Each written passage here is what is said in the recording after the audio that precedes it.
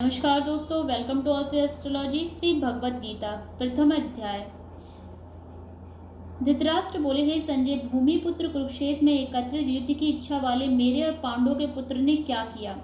संजय बोले, उस समय राजा दुर्योधन ने विचारणा युक्त पांडवों की सेना को देखकर और द्रोणाचार्य के पास जाकर ये वचन कहा, हे आचार्य, आपके बुद्धिमान शिष्य द्रुपद पुत्र धृतराष्ट्र व्यूहाकरण खड़ी की गई पांडव पुत्र की इस बड़ी भारी सेना को देखिए। इस सेना में बड़े बड़े धनुष वाले तथा युद्ध में भीम और अर्जुन के समान सूरवीर, सात्विक और विराट तथा महारथी राजा द्रुपद, धृष्ट केतु और चेकितान तथा बलवान काशीराज, पुरीजित, कुंती भोज और मनुष्यों में श्रेष्ठ सैव्य पराक्रमी युधामन्यु तथा बलवान उत्तमोजा, सुभद्रा पुत्र अभिमन्यु तथा द्रौपदी के पांचों पुत्र, ये सभी महारथी हैं। हे ब्राह्मण श्रेष्ठ, अपने पक्ष में भी जो प्रधान है उनको आप समझ लीजिए। आपकी जानकारी के लिए मेरी सेना के जो सेनापति है उसको बतलाता हूँ। आप द्रोणाचार्य, पितामह भीष्म तथा कर्ण और संग्रामी विजय कृपाचार्य तथा वैसे ही अश्वत्थामा, विकर्ण और सोमदत्त का पुत्र भूरिश्रवा और भी मेरे लिए जीवन की आशा त्याग देने वाले बहुत से सूरवीर, अनेक प्रकार के शस्त्रास्त्रों से सुसज्जित और सबके सब युद्ध में चतुर हैं। भीष्म पितामह द्वारा रक्षित हमारी वह सेना सब प्रकार से अजय है और भीम द्वारा रक्षित इन लोगों की यह सेना जीतने में सुगम है। इसलिए सब मोर्चे पर अपनी अपनी जगह स्थित रहते हुए आप लोग सभी निसंदेह भीष्म पितामह की ही सब ओर से रक्षा करें। कौरवों में वृद्ध बड़े प्रतापी पितामह भीष्म ने उस दुर्योधन के हृदय में हर्ष उत्पन्न करते हुए उच्च स्वर से सिंह की दहाड़ के समान गरज कर शंख बजाया। इसके पश्चात शंख और नगारे तथा ढोल, मृदंग और नरसिंगे आदि बाजे एक साथ बज उठे। उनका वह शब्द बड़ा भयंकर हुआ।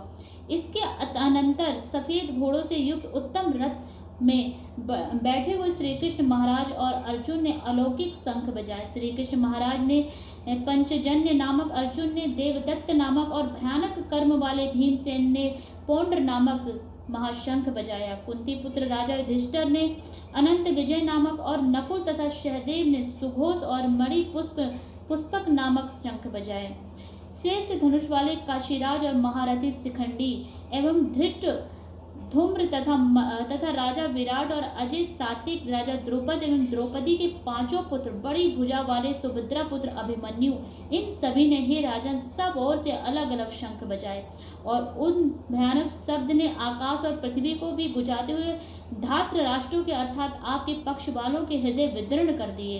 अर्जुन उवाच, हे राजन, इसके बाद कपिध्वज अर्जुन ने मोर्चा बांधकर डटे हुए धृतराष्ट्र संबंधियों को देखकर उस शस्त्र को चलने की तैयारी के समय धनुष उठाकर ऋषिकेश श्री कृष्ण महाराज से ये वचन कहा, हे अच्युत, मेरे रथ को दोनों सेनाओं के बीच में खड़ा कीजिए और जब तक कि मैं युद्ध क्षेत्र में डटे हुए युद्ध के अभिलाषी इन विपक्षी योद्धाओं को भली प्रकार देख लूं कि इस युद्ध रूप व्यापार में मुझे किन किन के साथ युद्ध करना योग्य है, तब तक उसे खड़ा रखिए।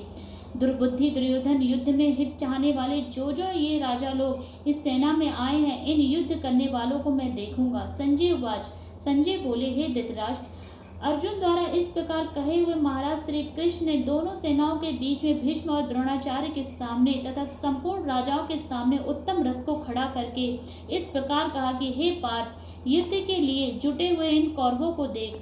इसके बाद प्रथापुत्र अर्जुन ने उन दोनों ही सेनाओं में स्थित ताऊ, चाचों को, दादों, परदादों को, गुरुओं को, मामाओं को, भाइयों को, पुत्रों को, पोत्रों को तथा मित्रों को, ससुरों को और सुहृदों को भी देखा। उन उपस्थित संपूर्ण बंदियों को देखकर कुंती पुत्र अर्जुन अत्यंत करुणा से युक्त होकर शोक करते हुए ये वचन बोले। अर्जुन बोले, हे कृष्ण, युद्ध क्षेत्र में डटे हुए युद्ध के अभिलाषी इस स्वजन समुदाय को देखकर मेरे अंग शिथिल हुए जा रहे हैं और मुख सूखा जा रहा है तथा मेरे शरीर में कंप एवं रोमांच हो रहा है। हाथ में गांडीव धनुष गिर रहा है और त्वचा भी बहुत जल रही तथा मेरा मन भ्रमित सा हो रहा है, इसलिए मैं खड़ा रहने को भी सामर्थ्य नहीं हूँ। हे केशव, जो मैं लक्षणों को भी विपरीत ही देख रहा हूँ तथा युद्ध में स्वजन समुदायों को मारकर कल्याण भी नहीं देखता। हे कृष्ण, मैं ना तो विजय चाहता हूँ और ना ही राज्य तथा सुखों को भी नहीं चाहता। हे गोविंद, हमें ऐसे राज्य से क्या प्रयोजन है, अथवा ऐसे भोगों और जीवन से भी क्या लाभ है। हमें जिनके लिए राज्य, भोग और सुखादि अभिष्ट है, वे ही ये सब धन और जीवन की आशा को त्याग कर युद्ध में खड़े हैं। गुरुजन, ताऊ, चाचे, लड़के और उसी प्रकार दादे, मामे, ससुर, पौत्र, साले तथा और भी संबंधी लोग हैं। हे मधुसूदन, मुझे मारने पर भी अथवा तीनों लोगों के राज्य के लिए भी मैं इन सबको मारना नहीं चाहता। फिर पृथ्वी के लिए तो कहना ही क्या है। हे जनार्दन, धृतराष्ट्र के पुत्रों को मारकर हमें क्या प्रसन्नता होगी। उन आतताइयों को मारकर तो हमें पाप ही लगेगा। अतएव हे माधव, अपने ही बांधव धृतराष्ट्र के पुत्रों को मारने के लिए हम योग्य नहीं हैं, क्योंकि अपने ही कुटुंब को मारकर हम कैसे सुखी हो सकते हैं।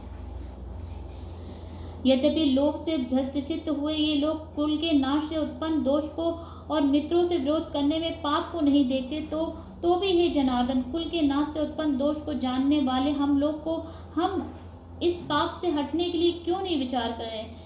कुल के नाश से सनातन कुल धर्म नष्ट हो जाता है। धर्म के नाश हो जाने पर संपूर्ण कुल में पाप भी बहुत ज्यादा फैल जाता है। हे कृष्ण, पाप के अधिक बढ़ जाने से कुल की स्त्रियां अत्यंत दूषित हो जाती हैं, और वर्ण स्त्रियों के दूषित हो जाने पर वर्ण संकर उत्पन्न होता है। वर्ण संकर कुल घातियों को और कुल को नरक में ले जाने के लिए होता है। लुप्त हुई पिंड और जल की क्रिया वाले अर्थात श्राद्ध और तर्पण से वंचित इनके पितर लोग भी अधोगति को प्राप्त होते हैं। इन वर्ण संकर कारक दोषों से कुल घातियों के सनातन कुल धर्म और जाति धर्म नष्ट हो जाते हैं। हे जनार्दन, जिनका कुल धर्म नष्ट हो गया हो, ऐसे मनुष्यों का अनिश्चित काल तक नरक में वास होता है, ऐसा हम सुनते आए हैं। हाँ, शोक, हम लोग बुद्धिमान होकर भी महान पाप करने को तैयार हो गए हैं, जो राज्य और सुख के लोभ से स्वजनों को मारने के लिए उद्यत हो गए हैं। यदि मुझ शस्त्र रहित एवं सामना न करने वालों के उस शस्त्र हाथ में लिए हुए धृतराष्ट्र के पुत्र रण में मार डालें, तो वह मारना भी मेरे लिए अधिक कल्याणकारक होगा। संजय बोले, रणभूमि में शोक से उद्विग्न मरने वाले अर्जुन इस प्रकार कहकर बाण सहित धनुष को त्याग कर रथ के पिछले भाग में बैठ गए। इसी तरह भागवत गीता का प्रथम अध्याय संपूर्ण हुआ।